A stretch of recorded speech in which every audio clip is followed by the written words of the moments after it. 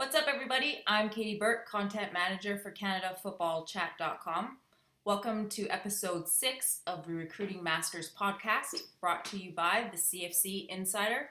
I'm here with Clint Uttley, who is a former youth sports head coach and is the national recruiting analyst and the head of the CFC Scouting Bureau, which develops the CFC 100, CFC 150, and the CFC 60 top player class rankings. Hey, Clint, what's up? Hey, Katie, how are you? I'm good.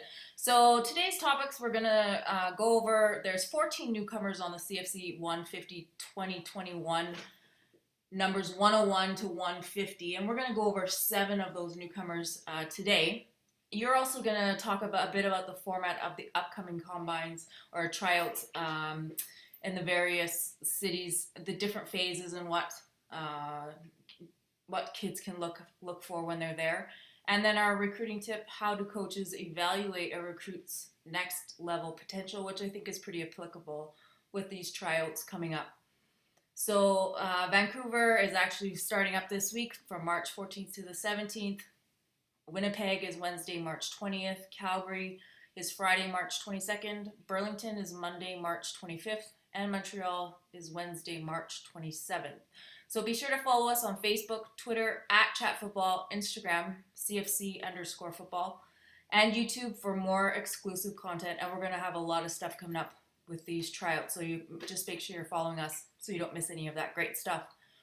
So Clint, the format of these upcoming combines, the different tryouts, as we should say, are the different phases. We've got registration, the actual tryout, the different periods, all of those types of things that are all going to work together to make this 5-hour event go. Do you want to just speak about the exact layout and what players should be expecting?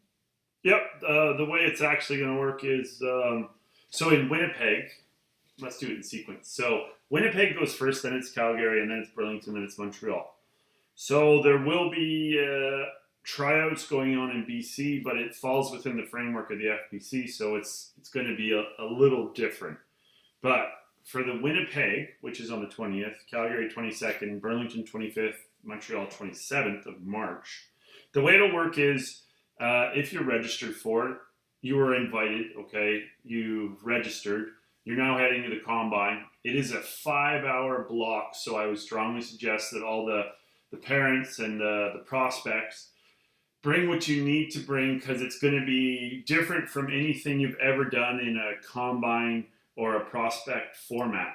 So make sure you bring enough fluids, water, lunches, snacks, etc. Just make sure you have the hydration and the nutrition taken care of.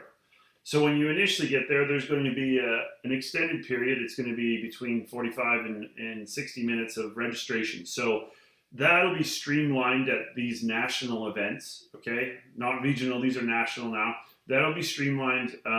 There's going to be forms that are sent out. You have to make sure you get that, or you fill out and print out those forms and bring them with you. Check your email. All right, so registration will take place, so there's no rush. People are just going to have to patiently go through the process of turning in their paperwork, okay, getting their T-shirt, okay, which has their combine number on it, which you then have to put on your paperwork and submit.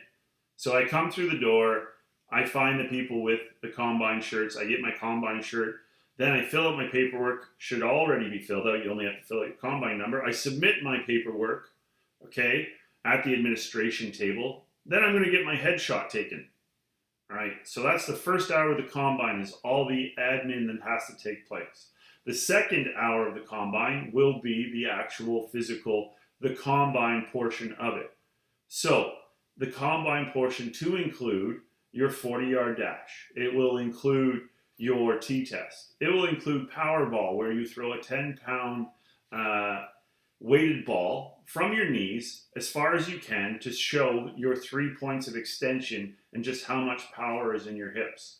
Okay, the fourth one will be the vertical, which will be done on a vert mat. So in the national combines, all the scores will be standardized. So you're going to be doing those 4 things: a laser timed 40, a hand timed 40. I'm going to do Powerball with a 10-pound ball. Then I'm going to do T-test, which is hand timed, and then I'm going to do my vertical jump on a vert mat. Combine done. So hour 2 is done. We're now into hour 3. Now we get into, it's going to be an hour and a half of individual periods, but it's not going to be like anything you've ever done here in Canada or at any sort of tryout or prospect tryout in Canada. All right, so 2 position groups will go at once. Those 2 will be profiled in front of all the coaches and all the other people coming to observe.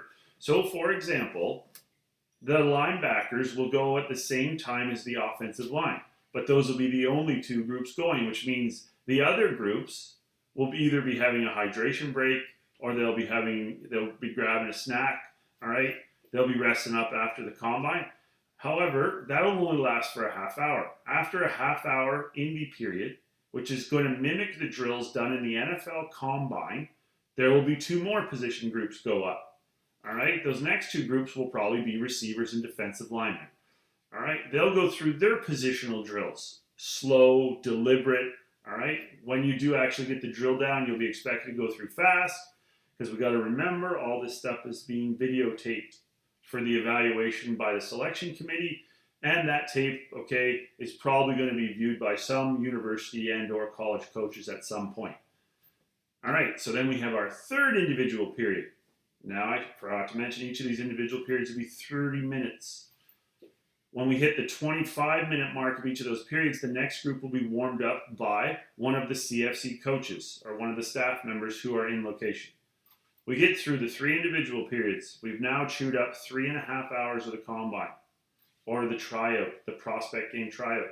We now give you a 10-minute break, and then that's followed by the most important period of the day, the competitive period, where there will be 3 competitive periods or stations going. The O lineman will be going against the D lineman with their helmet and shoulder pads on, which you must bring. And on top of that, your own practice jersey. We may be providing them at this point, but just bring one anyways. You'll be doing one-on-one pass rush and maybe some run drills. The linebackers and the running backs, you'll be doing one-on-one cover drills, all right? You too, we're going to encourage you to bring your helmet and your shoulder pads. All right, the next drill going over will be one-on-one, and it'll be with receivers and DBs. We also, in all of our mail-outs so far, we were going to do it without the pads. We're going to do the competitive period in the pads. So you should technically only be wearing your pads for about 20 minutes, but you will need your pads. That would be pads and helmet. All right, so now we're done all those things. We're at the 4-hour mark, the 4-hour, 15-minute mark. At that point, we're going to give you 5 minutes to hydrate, kind of take your gear off.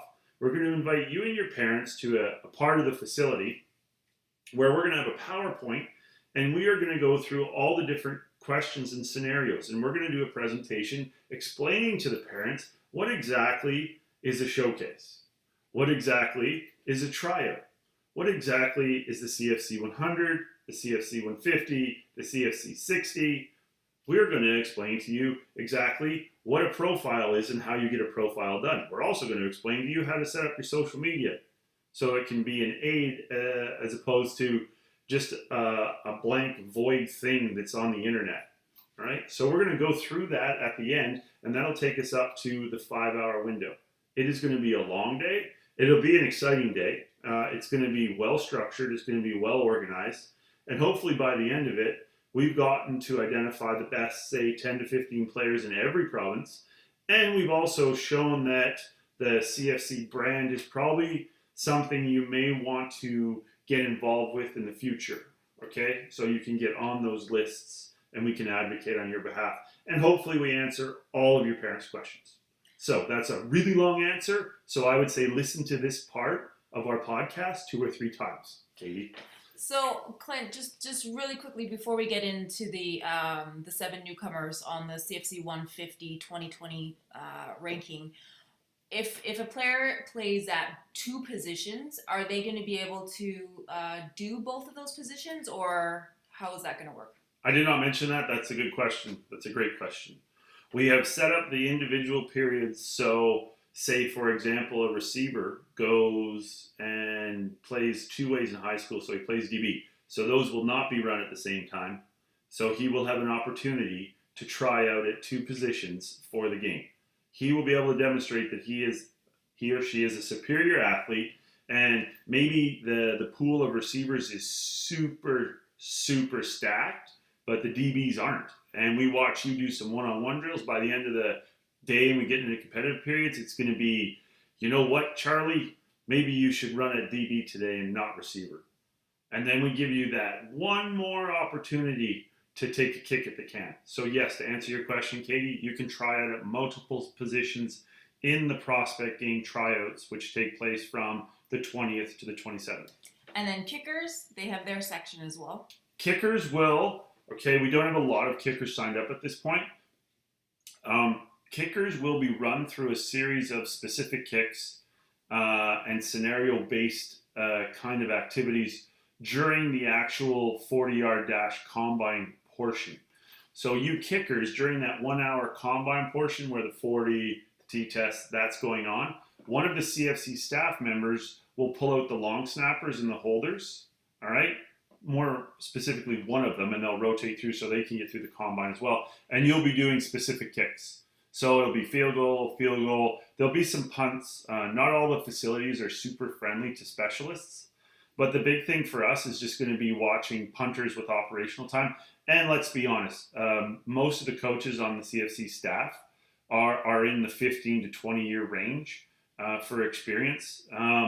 One of them who will be on site has extensive CFL background experience. And then minimum, all of the other coaches have 10, pushing close to 15 years of university coaching experience. So we'll be able to evaluate the kickers during the combine and put them through a very specific set of, not drills, but scenarios, just to see operation time, ball handling, how do they even stroke and or hit the ball? Does the ball come off their foot well? If we give them some targets within the different field houses and bubbles, how does that whole distance accuracy thing shake out for them? Okay, well it's exciting. We're getting closer and closer. So keep checking your email because we've been sending out detailed information to both you and your parents. And then if you have any questions, feel free to reach out to us at info@canadafootballchat.com. So let's get right into it. The CFC 150 2021 first edition was released today, Monday. And there's 14 newcomers on the bottom part of the list, 101 to 150. We're going to go through 7 of them. So the first one we have is all the way out on the East Coast in Dartmouth at Auburn High. Defensive back, 5'10", 175 pounds, Keandre Jollymore.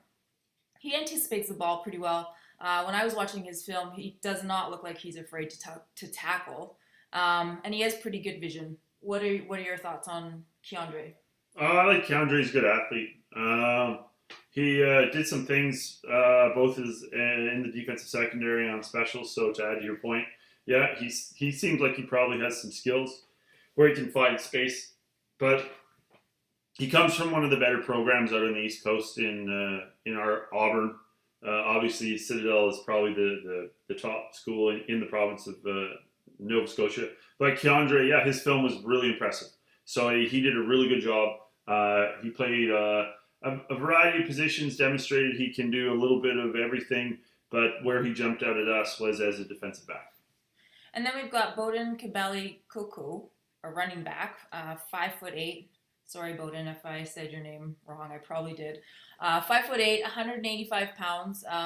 He's at Curantan LaBelle. He's pretty powerful, explosive. He has a really low center of gravity, and I think that makes him pretty difficult to tackle. What did you think when you saw Bowden's film? Yeah, we watched Bowden last year. We didn't know who he was, and then he was the player of the year, player of the week in Quebec on 1 or 2 occasions. Yeah. And he actually, I remember making reference to him because I don't know the Curantan depth chart, but I know that there's other CFC 100s and 150s on that roster. And I think he pushed for playing time within that kind of stable of backs. So, I mean, that's where he jumped out at us. And you're right. He actually, when we watched his film, we were like, yeah, he's a short, stocky guy. And then he demonstrated he can get to the edge. And he demonstrated he could take it the distance. He demonstrated he could run hard. So no shocker that there's a wealth of talent at Current in Montreal or in the Quebec region there. And we have Matthew Landry, quarterback, 6'2", 195 pounds, also from Quebec. Armand Corbet, he has a pretty good frame, and I thought he could deliver the ball pretty well. Yep. Matt looks like more of a pocket passer. Didn't see a lot of him doing other things outside of that. But what I saw was good frame. He's a big kid. Can deliver the ball. Needs to work on his mechanics a little bit. But what I liked about him was he actually makes quick reads. So it was like, obviously, those are highlights we're looking at. Most of the film we look at is a highlight. But I mean, he is actually making quick reads. He's kind of dissecting between man and zone. He made some throws that were pretty impressive. I think he has quite a bit of upside once he kind of gets his mechanics sorted out. And you know what? A lot of his passes, they were timing oriented, and he seemed to be like a rhythm passer, which everybody likes rhythm passers because once they get hot, it's like it's hard to stop them. But anyways, beyond all that, you can't go wrong with 6'2", 195 pounds for a quarterback who still is 2 years away from moving on to, his case, probably CJEP, and in other cases in Canada, the next level. Yeah, he wasn't a bad prospect to look at for sure. An offensive lineman, it looks like a solid center prospect who can also long snap, I noticed. Lucas Radburn from Hammersholt. 6'3", 250 pounds. I think he could probably put on a bit more weight. Yeah, he put on, but he has the size. And if you're a young center prospect at that age and you're a long snapper, that goes a long way. So I know he played for different teams, different all-star teams and such, so he kind of has that pedigree. But for me, it's like he's young, he can long snap. Check, check. Next check. Oh, he's 6'3", 250. Check, check. So, I mean, yeah. So, Lucas, like, all of it kind of added up to the point where we're like, the film wasn't the greatest from the perspective of, like, the film, like, how it was shot. Yeah, it wasn't great. But, overall, when I see 6'3", 250, and you play center, and you long snap, and you've played on a variety of different, say, all-star teams, yeah, I'm in. So, this next prospect from Harry Ainley in Edmonton, or Sherwood Park. I know it probably shouldn't be the number one thing that I notice the most, but he really enjoys to celebrate quite a bit, actually. Emmanuel Annaberg, which again I apologize, a defensive lineman, 6'5", 250 pounds. He's a physically gifted athlete, and you can definitely point him out in the crowd. He's about a foot taller than everyone else on the field, but a really good prospect. I think he'll be exciting to watch. Yeah, Emmanuel's one of those like very interesting prospects. And usually when we'll come along, certain kids, you come along and you're like, oh wow, he has a world of potential. And when I say world of potential, I mean like he has all the tools. He has all the tools, and he should not no doubt, but he has those elite level skills that could bring him into, say, a significant offer or a Power 5 offer. Like that's the skill set. And then usually when we find those types at a very young age, we start doing even more research. So the big thing with Emmanuel is when we saw his actual frame and just how much bigger he was than everybody else on his highlight film, we start calling around into his conference and where he plays his football. And what came back was, like Katie just said, physically gifted, has all the tools, but simply needs to put it together. And kind of is scratching the surface, but not even really doesn't realize how good he might be, or maybe just has to realize how much hard work it takes to be as good as he can actually be. So hopefully he puts that all together, because there was it was at Lowell UGAC 2 years ago. Yeah. He was kind of, this is what this young man reminds me of, but you could see like in Lowell's grade 10 film, you were like, Lowell's a baller. He's a player. Like he's actually super physical and is always working. So hopefully Emmanuel figures that out, and hopefully we watch Emmanuel's grade 11 film this year and it blows our mind. So yeah, he'll be great. And then the last one we're going to talk about is a defensive back, 5'9", 150 pounds, out of Calgary, St. Francis Browns, Max Fedorov. He's a ferocious tackler, I thought, and I really actually liked how he anticipated ball pretty much at the exact moment he needed to. Yeah, his timing was good. It's like, yeah, I'd hate to say it's surprising, but to see like a St. Francis kid who understands the game well and is super physical, well, that's kind of Their whole team. their whole team. So I mean, and not taking anything away from the guys, because Yeah. St. Francis actually lost once or twice this year, did they not? Yeah, they Yeah. did. So to two other teams in the city itself. However, but St. Francis obviously they rebounded because they came back and won the provincial final, did they not? They did, yes. On a pleasant, warm day up in Fort Mac. So, anyways, but to see a young kid from St. Francis who has like top level football instincts and is extremely tough and physical, yeah, that's not surprising at all. Yeah, he was exciting to watch too. So those are the 7 players for the CFC 150 2021 list that we just released this Monday. Just a quick note, we will be releasing the CFC 60 probably near the beginning of April, so that is coming your way. You can find the CFC 100, which is the top high school prospects, and the CFC 150, and also the CFC 60, which is the top CEGEP and junior college prospects on the player class rankings, under the rankings tab on CanadaFootballChat.com. So Clint, let's finish up here with the recruiting tip. How do coaches evaluate a recruit's next level potential? You mentioned it a little bit in the prospects that we just spoke about. So how do we go into these tryouts and you're looking at these prospects? What are some things that are going through your mind that you're not only looking at what they're actually doing on the field, but you're kind of anticipating or thinking what they could do at the next level, or where their ceiling is, and those types of things. What are coaches trying to pinpoint when they're watching these prospects at these tryouts? I think the biggest thing is like they're trying to find elite level athletes. So I think what a lot of young prospects miss out on is that like maybe the best football player on the team isn't the best prospect on the team. So right now, and great examples would be, a kid who's 6'5" and runs extremely well.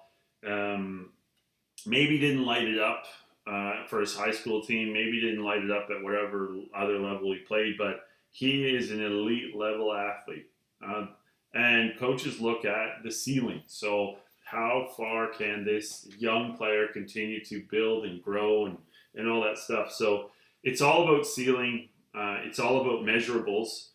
Coaches like measurables. They like numbers. They like things that, can't be manipulated other than maybe the number is not totally accurate. But when the number comes from a source that can be trusted, then that carries even more weight. So, I mean, right now, for example, the receiver down at Clearwater, Adjo. Okay, so he's blowing up the recruiting world, and that's awesome for him, and that's perfect. And when you would go watch him play in a game, you could see it. Like, you could just physically see it. You could see he was built, and he was built differently than all the other kids. You could see that he could jump a little higher, run a little faster. But, I mean, and no offense to him, was he the absolute best football player on his high school football team? I would say no.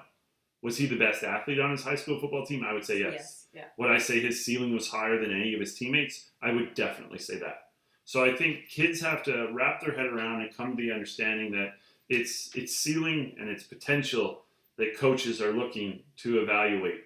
And sometimes the 5'9" running back who ran for 2,500 yards may not get as much love or any love whatsoever when the receiver who is 6'4", 205 pounds and ran a 4.6 and broke the provincial high school high jump record in the grade 10 is getting Power 5 offers, so on and so forth. So I think kids have to be realistic with that. May that level of recruiting be different, at the FCS level? I would say no, it's not.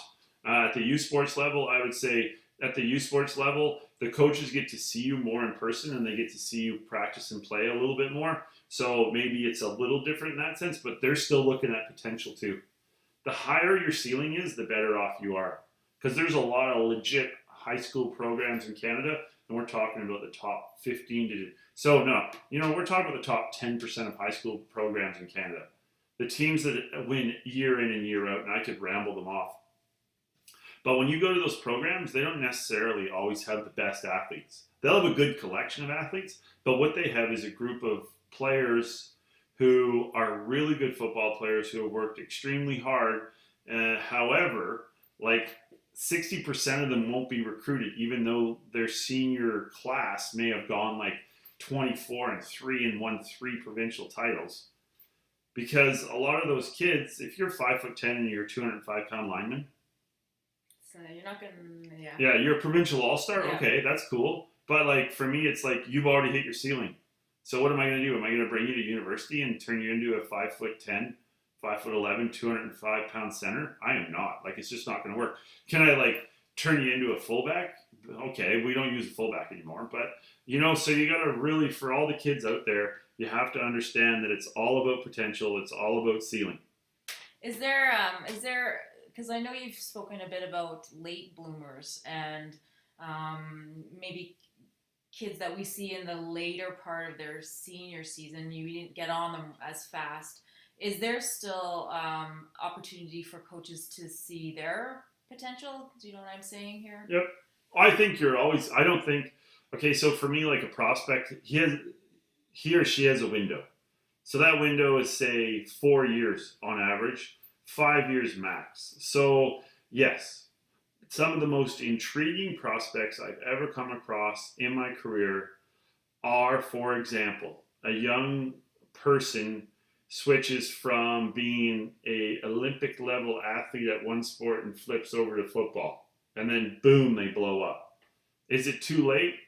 It depends on how athletic they are. We have a receiver where I coach high school football in New West, AJ Choi.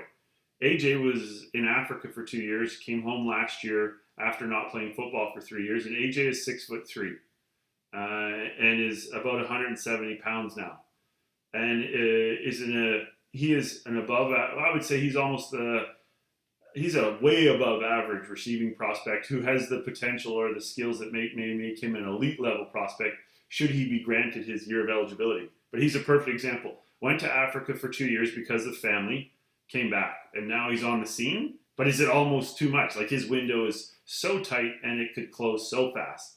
So I mean, is it too late? In grade 12, you're missing your window. I would say by the end of grade 11, you have to have your stuff really, really sorted out. And it's Canada too. Like Canada's an awesome place where we get all kinds of people who emigrate from all over the world.